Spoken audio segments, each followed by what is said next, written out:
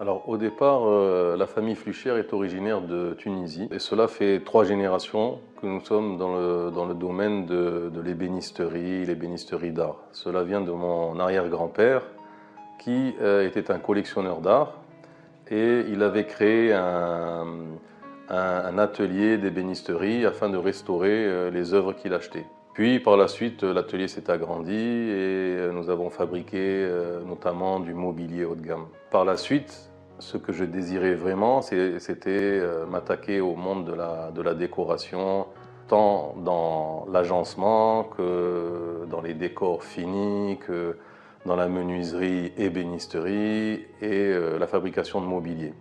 Je suis venu au Maroc, cela fait 35 ans, j'ai eu une opportunité et j'ai pu avoir des chantiers prestigieux grâce à des gens qui m'ont fait confiance. Et j'ai pu ainsi m'exprimer sur différentes opérations d'agencement. Donc il y a eu des chantiers de tout style, tant sur du bois sculpté que sur des laques brillantes, que sur de la ferronnerie, des décors en tissu, c'est-à-dire tenture murale, des rideaux, etc. Et des endroits finis avec mobilier, avec tout ce qui s'ensuit. Participer à une vie dans une maison, une vie finale avec tout un programme et une réalisation parfaite.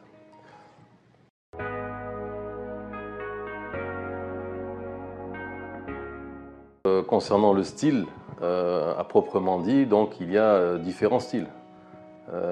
Des styles classiques tels le Louis XVI, le Louis XV, le rocaille, le Louis XIV, etc. L'art déco, voilà. Concernant le haut de gamme, et l'avenir du haut de gamme, notamment au Maroc. Le haut de gamme, c'est un art de vivre, c'est un art d'être. C'est vraiment un ressenti. Le haut de gamme, donc, on le retrouve autant dans la décoration que dans l'habillement, que dans les voitures, etc. Il y a des règles qui régissent tout cela, hein, entre autres. Vous avez déjà dû entendre parler du nombre d'or, des rapports, etc. Il y a aussi les matériaux, il y a aussi l'expertise de l'artisanat, de la construction et le vouloir, parce que le haut de gamme, c'est pas forcément voulu, c'est-à-dire qu'il y a des gens qui ne veulent pas s'embêter quelque part à aller aussi loin, c'est une véritable passion.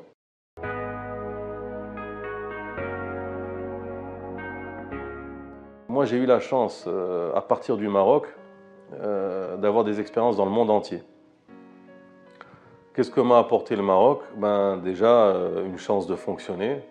Aussi, nous avons une main-d'œuvre qui n'est peut-être pas qualifiée au départ, mais qui est une main-d'œuvre qui apprend, qu'on peut former. On a une pépinière de jeunes qu'on ne peut plus trouver aussi ailleurs.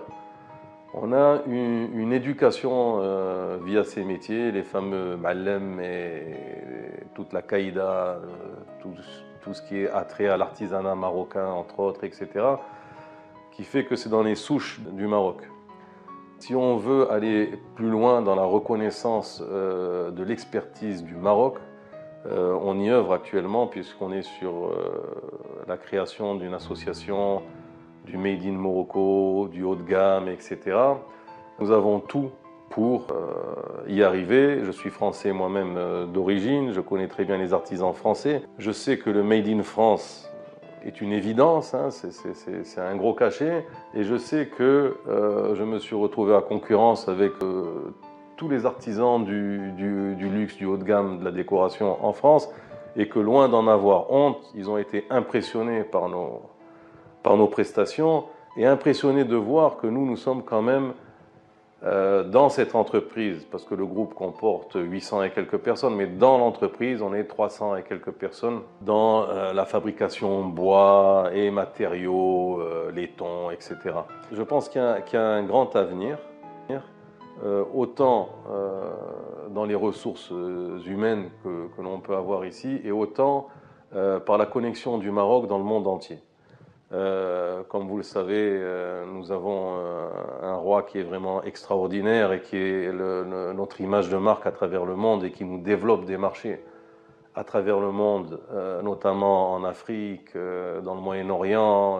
On a une super image par Sa Majesté et nous arrivons actuellement, nous sommes à 8 ou 9 pays dans lesquels nous avons fait des prestations haut de gamme. Nous sommes la seule société au monde à avoir eu 5 chefs d'État en fabrication en même temps dans nos ateliers. On n'est pas sur les normes européennes ou autres. Chez nous, nous sommes au niveau des normes européennes, anglaises, américaines et tout ce qu'il peut y avoir dans nos matériaux. À travers cette association, nous voulons figer cela.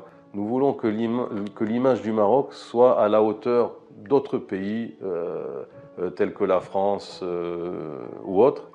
Et nous voulons aussi créer la pérennité par la formation de jeunes gratuitement pendant 3 ans dans des entreprises qui pourront s'occuper de peut-être 3, 4, 10, 20 recrues et ainsi aller plus en avant.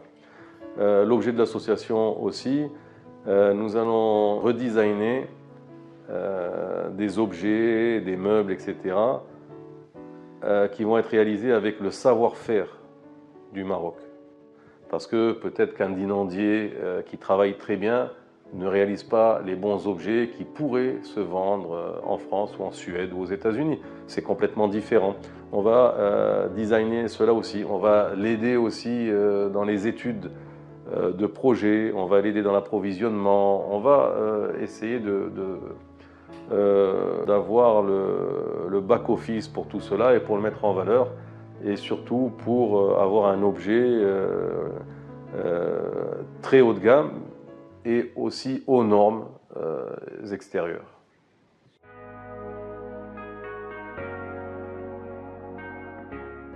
Alors, vu l'ampleur et le développement de ma société, il a fallu effectivement que je m'organise, que je crée des cellules au niveau du développement, de la gestion, de la fabrication, des études, de manière à être le plus performant possible et pouvoir ainsi m'attaquer au plus grand marché qui pouvait y avoir sur Terre.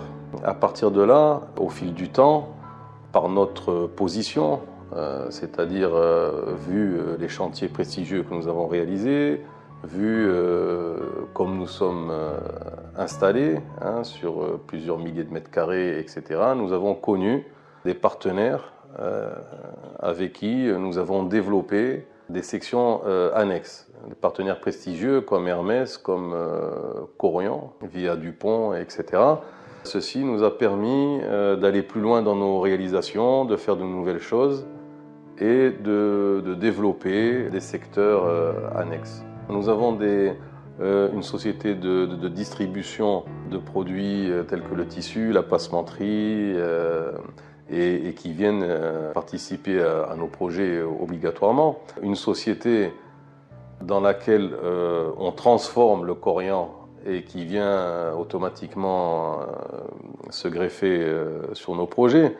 Nous avons aussi une société qui va distribuer le corian et faire de la formation pour les autres entreprises. Nous avons une société dans ce qui est aluminium et verre qui nous permet aussi de finaliser un chantier, de fermer un chantier et de faire des choses aussi plus dans le clé en main. Nous avons 2 sociétés de literie avec lesquelles nous avons exporté aussi. On n'a pas plus que 300 et quelques hôtels à notre actif. beaucoup de particuliers et on a exporté, notamment récemment, nous avons exporté sur la Suisse des matelas très haut de gamme qui sont revendus pour une très grande qualité de prestations via le sommeil, etc. Et toutes ces branches sont gérées par une holding. Et nous communiquons beaucoup parce que nous sommes sur les mêmes segments, sur les mêmes chantiers. Donc cela fait en réalité une grosse entreprise, mais chaque entreprise est gérée à part par les mêmes personnes, car ce sont quand même des métiers différents.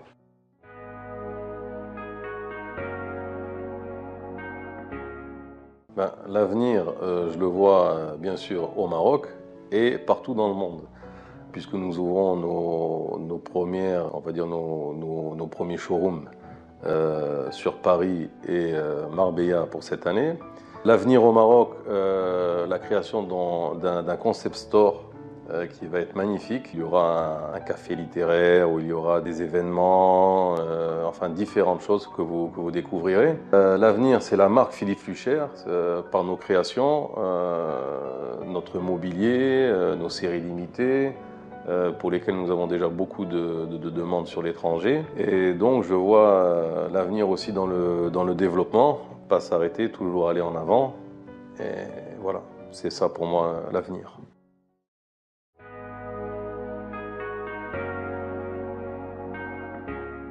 Il y a Philippe Flucher, le designer, et le réalisateur. Il faut dire, vouloir me vanter, qu'au niveau expertise du métier, de la réalisation, et pas seulement dans l'ébénisterie, je suis à un très haut niveau.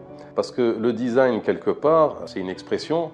Dans notre métier, cette expression, il faut la traduire et après, il faut la retranscrire au millimètre près. Sinon, c'est une réalisation basique. Lorsque je veux designer un objet, un meuble, il y a toujours le côté technique qui tourne dans mon cerveau et qui me dit oui, non, avec quoi je peux y arriver.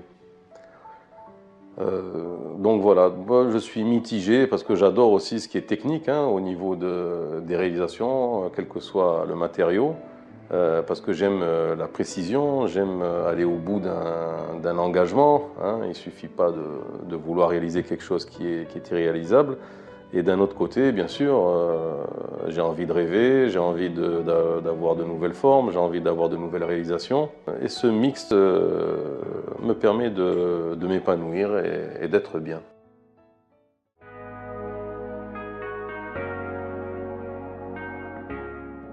Pour moi, il y a 2 points. D'abord, il faut beaucoup travailler. Tout est un métier. Il faut beaucoup vivre, il faut beaucoup y croire. Les possibilités, il faut savoir les prendre aussi. Vous savez, moi, j'ai démarré à zéro. Quand je dis à zéro, c'est à zéro.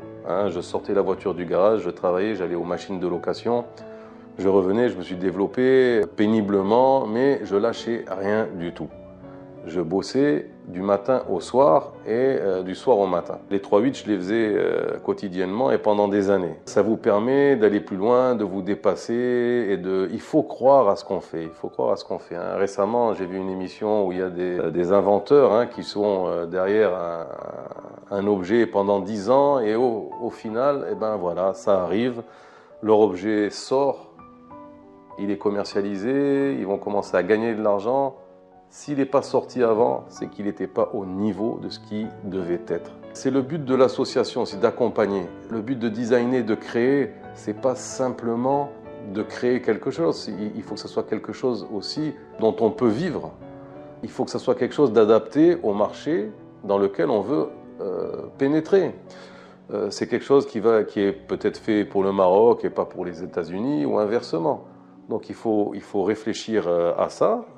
Il faut toujours considérer l'environnement dans tout et de dire bon, moi je design pourquoi? Parce que peut-être qu'il va designer quelque chose qui est invendable par ses prix, par sa réalisation, etc. Donc dans sa créativité, je pense qu'il devrait déjà partir d'un marché d'objets qui est commercialisable et de designer dans ce sens, d'amener son apport à ce niveau-là. Le fait de designer quelque chose qui n'est pas commercialisable, je le salue, mais il ne faut rien en attendre. comprenez? On peut créer des choses qui pour nous sont merveilleuses, mais qui ne se vendent pas. Donc s'ils veulent vivre aussi, il faut qu'ils fassent un peu des deux. Un peu des deux, puis il faut se poser des questions. Moi, je n'ai jamais cru au fait de je suis bon, j'ai pas de chance, ça n'existe pas. Et au fait de je suis bon, ça n'existe pas. Il faut être très bon. Il faut être très bon, évidemment. Et est-ce que j'ai fait ce qu'il fallait pour y arriver? Vous savez, moi, ce qui m'a le plus apporté dans ma vie aussi à ce niveau-là, j'étais un compétiteur au niveau du sport et je sais que de me dépasser, je sais, à des moments, je croyais être vraiment à fond, j'y étais pas. Tout simplement. Donc il faut s'analyser, il faut voir pourquoi le talent c'est bien et ensuite il faut aller dans ce sens-là. Il faut absolument réfléchir au marché dans lequel on veut rentrer, ce qui est vendable et apporter sa touche de design, etc.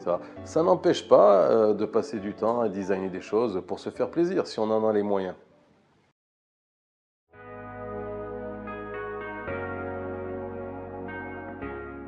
Alors, le premier mot, c'est qualité.